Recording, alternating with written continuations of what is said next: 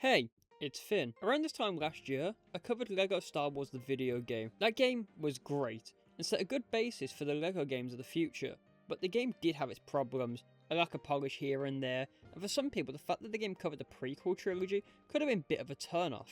So how about we add some polish, have our game adapt the much more popular original trilogy, and well, that was the objective that TET Games set themselves. So now we're coming up on 20 years of LEGO Star Wars 2, and I think it's time we return to it and give it a closer look. This is LEGO Star Wars 2, the original trilogy. Entering the game, we find ourselves in a new hub world, the Cantina from A New Hope. Here we can have access to all our levels, buy characters, upgrades, go outside to view our mini-kit builds, and as you can see there is a few locked doors that we'll explore later, but for now let's enter the episode 4 door and begin the game. We begin episode 4 with the classic Star Wars opening crawl as we enter the secret plans. Our level begins with Leia getting her hands on a PSP UMD as we're introduced to our first new mechanic right off the bat. Building objects makes its first appearance in this game right here. We move through the ship, slapping up some guys, moving some boxes, and Leia decides she's going to throw that UMD inside R2's mouth and just disappear. We give C-3PO the world's tightest wedgie, fuck up these two guys' slumber time, and escape the ship. A great start to this game. I'd say the level kinda rivals Negotiations from the first game, in terms of being a good start to one of these games. It throws you right into the action, and you just know you're gonna have a good time. We move into the jungle and wastes. We get jumped by some sand guys, but Obi-Wan turns up and we start the level. We fight the sand guys, do some Mario style platforming in order to break into the Jawa's house and free our boys. I have enough of the Jawas disabling my droids, so I commit a crime inside their house as we break out the back with our droids in hand. We cause a drought to dry the land and make it to Obi-Wan's house where he gives us a lightsaber and we immediately decide that 3PO has to go as the level comes to an end. Level 3, the Mos Eisley spaceport. We pull up and apparently there was a death warrant out for us because immediately people just start blasting at me. We build ourselves a whip. This jackass immediately robs it, so we commit reverse Grand Theft Auto to get it back. We attempt to go to the pub for a drink, but still end up dismembering a man and shooting people, so we just leave. We race our way to the Falcon, but before we can board we meet the game's first, and most pointless, boss fight. This is the Imperial Spy. You're meant to fight off his waves of enemies and damage him, but I just ran straight at him and took him out before he could even do anything. But with him out of the way, we finished the level and are ready to move into the next one. Level 4, rescue the princess. Someone left a moon-shaped space station in the Outer Rim, so we board it and decide to steal the clothes of the first guys we see, and take a look around the place and very quickly realise they got their hands on a princess, so we decide we're going to play Mario and get her back. This level introduces a new mechanic which is using the Stormtrooper helmet in order to temporarily give ourselves the Stormtrooper class and unlock the doors around the map. We fight and sneak our way through the level until playing a game of what's behind that door and attempt to find the princess, but we find her chilling in this room so we end the level. On to level 5, Death Star Escape. With the princess now in tow, it's time to get out of here. We're nearly flat packed but are saved at the last minute. We enter this room, use a tiny car and some buttons, and force some men to clean the windows. I get stuck in an infinite loop of putting on a Stormtrooper hat just to have it shut off. Accidentally enter the wrong room to be met with the entire army. I rip off some men's arms and solve some puzzles to free the Falcon. But before we can escape, Obi-Wan is sadly killed and we have to leave before we are too. Gotta say, this is so far the worst level of the game. It's really not enjoyable at all. The respawning enemies are ruthless, and it makes constantly trying to get the helmet on really annoying. Plus they reuse the same puzzle mechanic twice in the same level.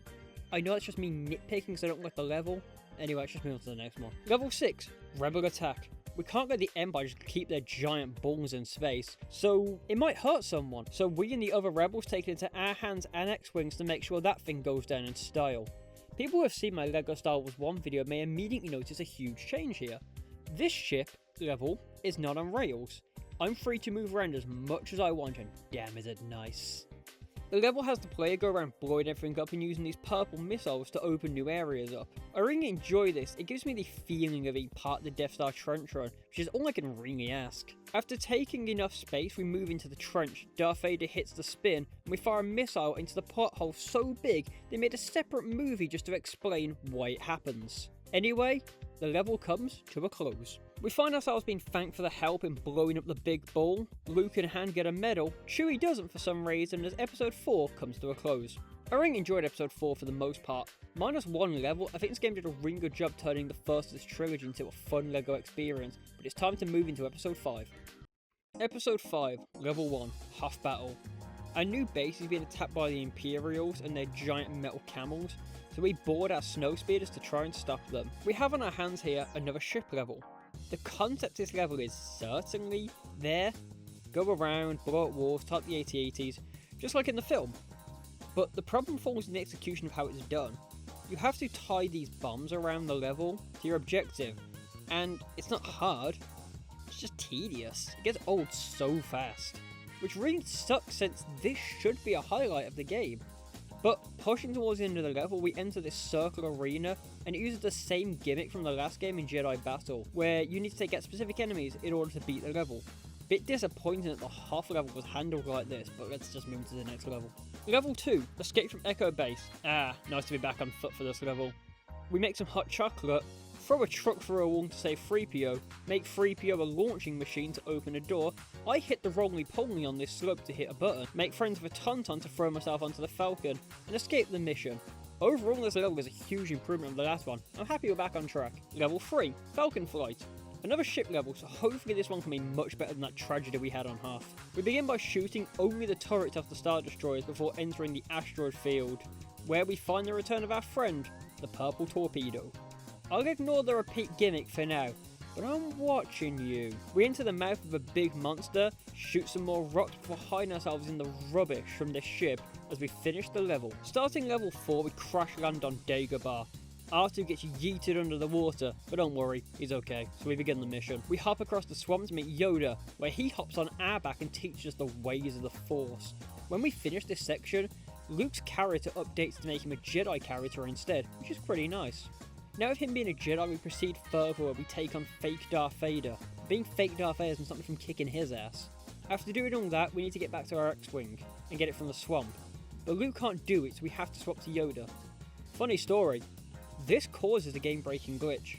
If Dagobah Luke is selected as the Jedi character on free play, he will never be able to pick up the X-Wing due to a line in his code, thus making this level completely unbeatable. But anyway, Yoda aura farms on Luke, lifts his X-Wing out the swamp, and we leave to move into the next level. Level 5, Cloud City. We've heard our friends are in danger, and Luke doesn't play around, so we rush over to Cloud City to see if we can save them.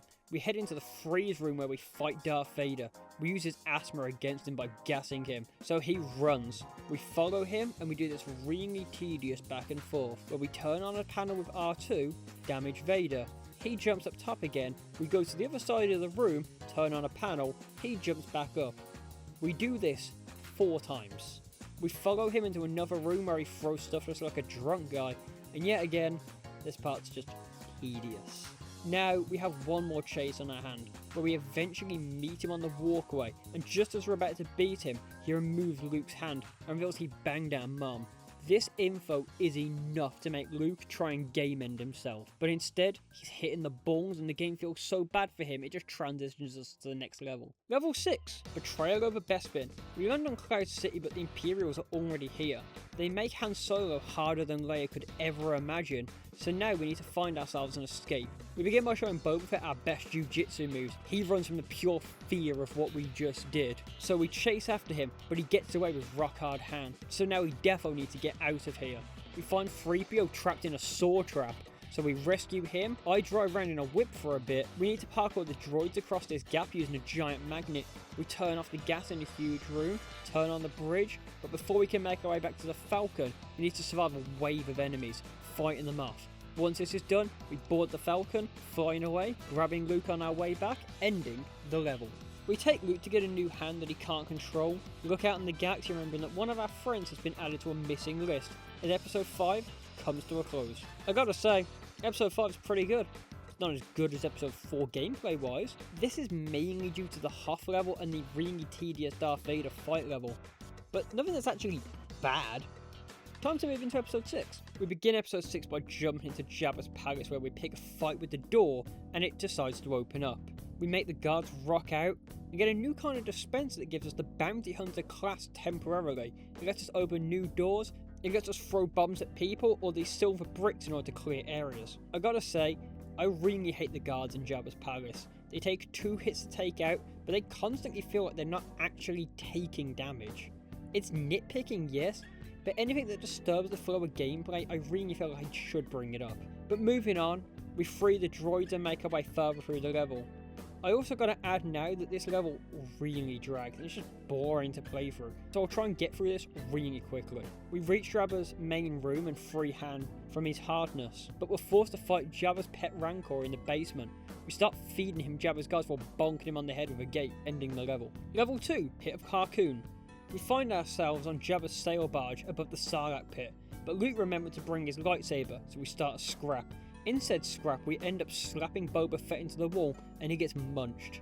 We make our way onto the barge, solve some puzzles, hit the dance floor before reaching the top of the barge and shooting down the place, making our grand escape.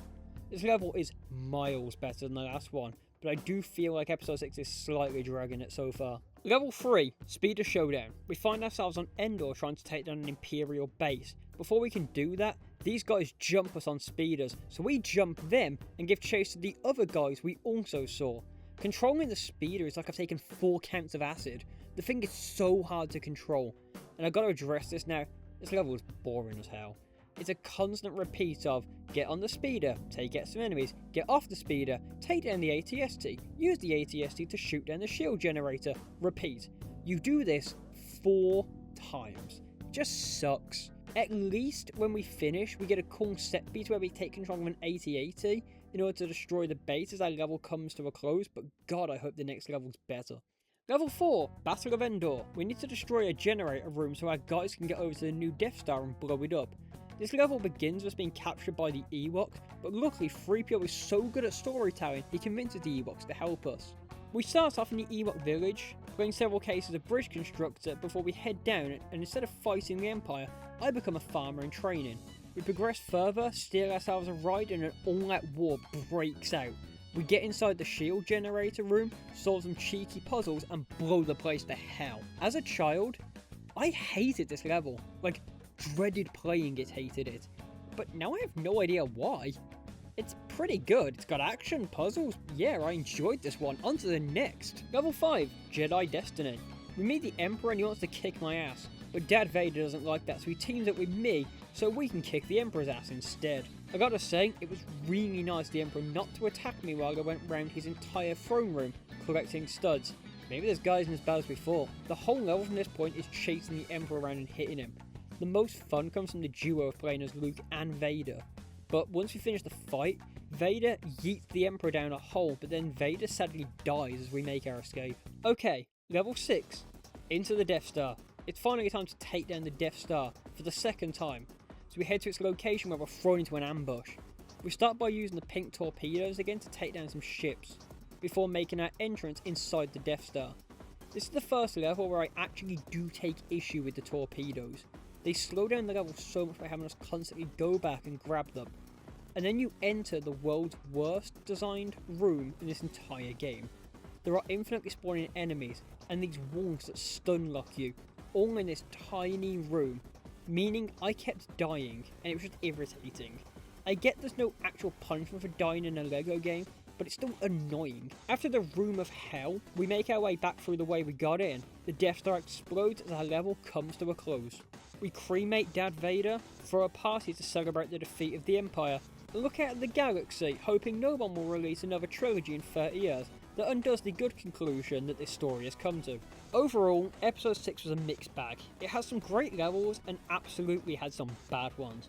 It kinda sucks to close story mode on such a mixed bag, but hey, it's not like closing the game here. We've got so much more to discuss. Free play returns allowing us to go back through some levels we previously completed and collect anything we didn't get in our first story mode playthrough. Annoyingly, they've split the True Jedi bar to be separate between story mode and free play, so you'll need to do it twice. The biggest addition to free play this time around is that the ship levels now actually feature it. In LEGO Star Wars 1 they didn't, but in this game you can purchase ships in the cantina and use them to open new areas that are exclusively only available within free play. For a gold brick, you can go back through each story's episodes one by one in a mode called Super Story. In this, you need to beat the episode in under an hour and also collect 100,000 studs in order to reach the end. There's also character bonus missions. These will take you through a set location in one of the episodes. Within here, you need to collect 1 million studs in under 5 minutes in order to earn a gold brick.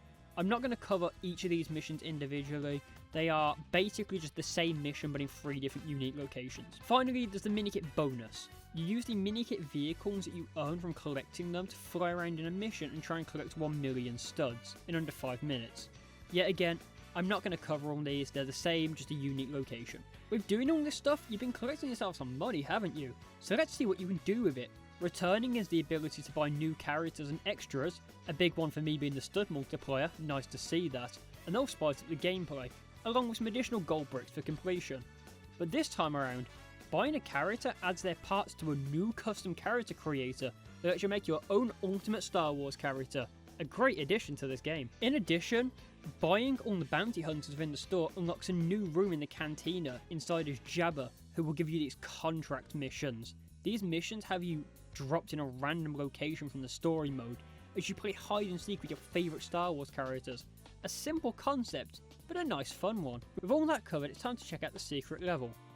Unlike LEGO Star Wars 1 that had a teaser for the upcoming game, this time we have LEGO City, a recreation of the classic LEGO City environments from the sets.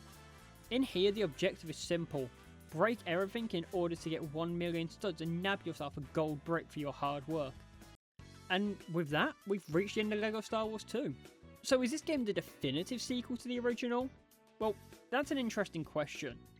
I was all but ready to crown this game better than the original around episode 5, but then I got to episode 6, started doing some of the free play content, and the game certainly has its own flaws of its own, from tedious missions to making you repeat things too many times in free play.